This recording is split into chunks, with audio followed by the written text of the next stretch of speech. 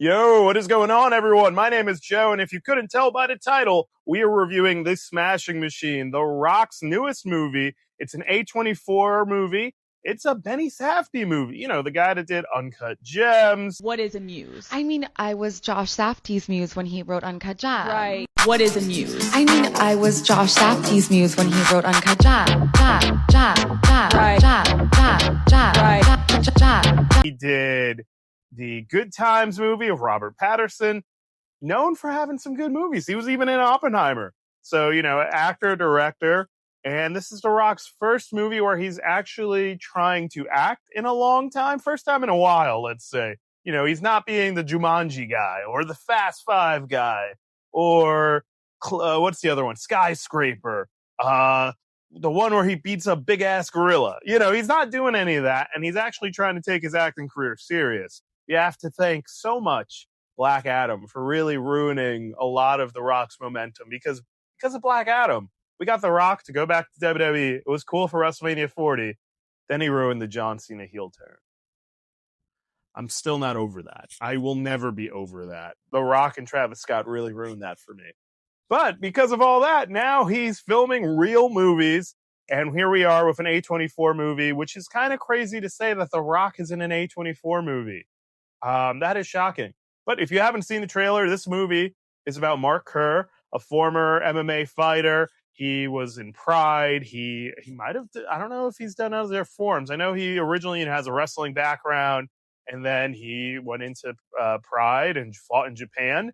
And that's who The Rock is playing in this movie.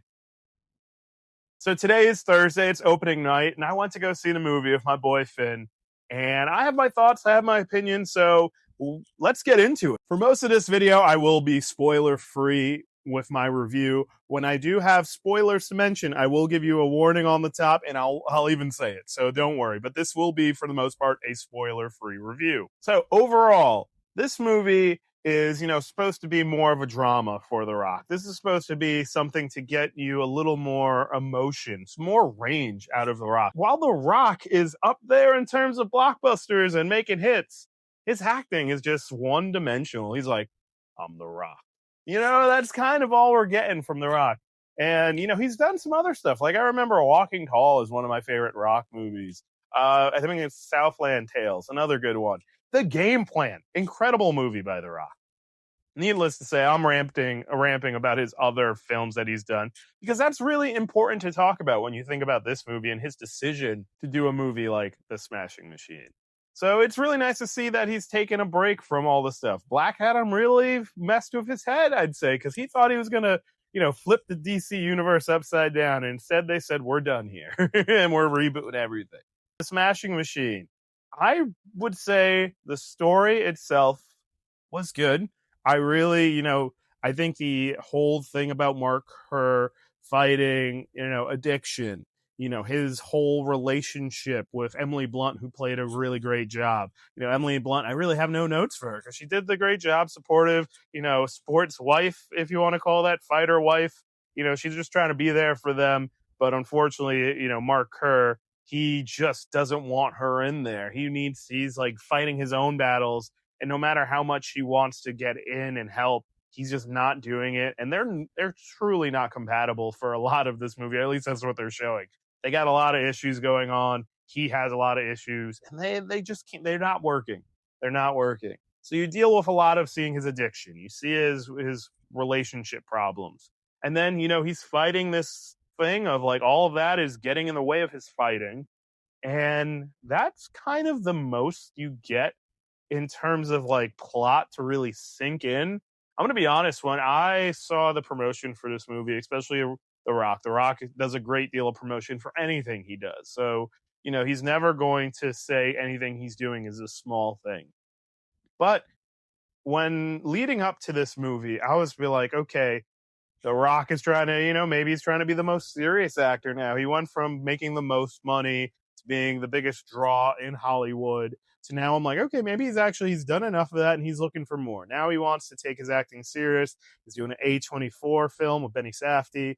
Now he's going to, you know, he has a Martin Scorsese movie in the works. I believe Leo is also in that movie.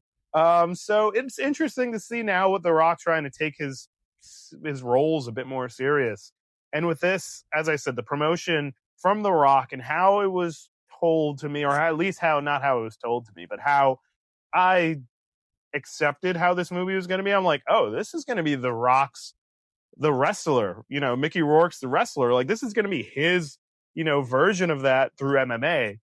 And maybe that's what The Rock wanted it to be, but I'm going to be real. I don't think it was. I don't think the Smashing Machine is the emotional hit and going to drive people to the box office the way it was promoted to be, or at least the way I accepted the promotion for this movie to be. I think this is a good tale about, someone just struggling and trying their best to fight their addiction, to fight their demons.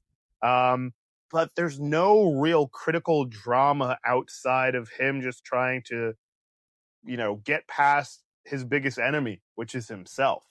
So I just didn't have it, because when you look at The Wrestler with Mickey Rourke, you see that he's a defeated man. You see that he's down on his luck. You see that nothing's going his way. His family doesn't want to do anything with him. He's fallen down the wrong path and he's trying his best to get out of it, but nothing's working. And, with this movie, you see he's fallen down a wrong step. He's not off the wagon quite yet. But, clearly it does go south for him, but it doesn't really linger there too much.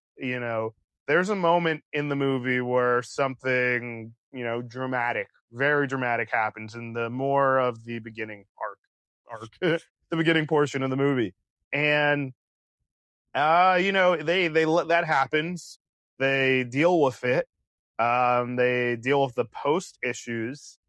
But that's kind of it. It's always something they talk about in the background, but it's not much of a emotion-driven scene as much as I believe it should have.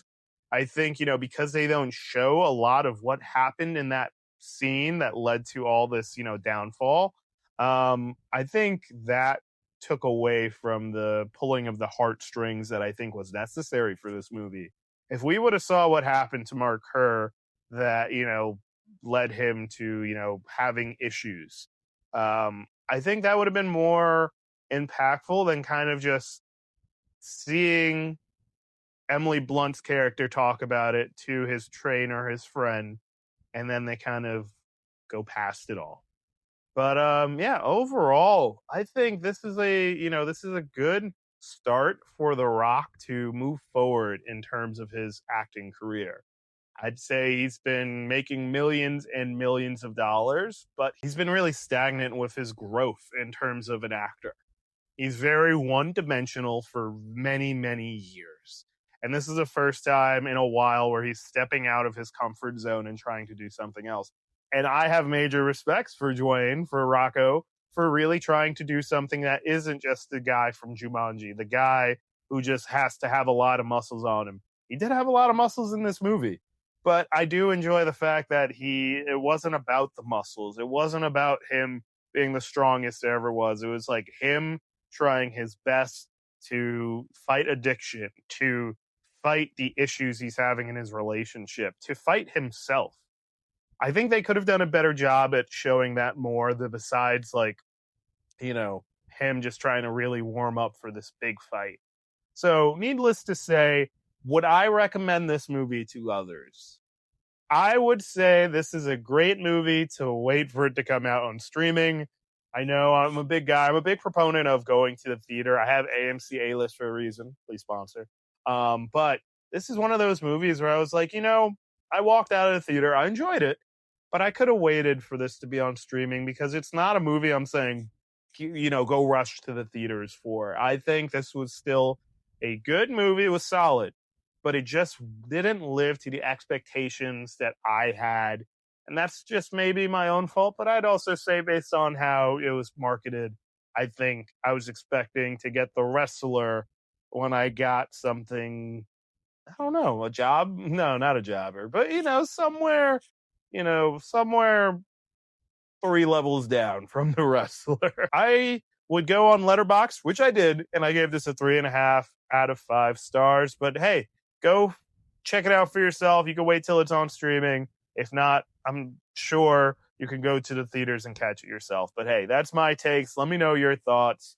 I will be talking more and more about movies on this channel, along with my movie channel, Joe Talk Cinema. So if you're watching WrestleCinema, this is where I'm doing wrestling content, wrestling video game content, movies on professional wrestling, which we're going to be doing more. We do have a podcast, WrestleCinema, that we're trying to get back into the swing of things. So go check that out. And then, yeah, with the whole movies of October, if you aren't aware, I will be doing a movie a day where I'll be reviewing and talking about it on my social media. So at Joe Talk Cinema, at Joe Talk Cinema, to go follow all movies that I'll be posting about in October. I just watched the Texas Chainsaw Massacre. I got movies like The Fly to watch, Leprechaun, so you name it. It'll be fun to watch all these movies I've never seen. But yeah, long ass in exit to say, hey, thanks for watching. Let me know your thoughts on the Smashing Machine. Peace.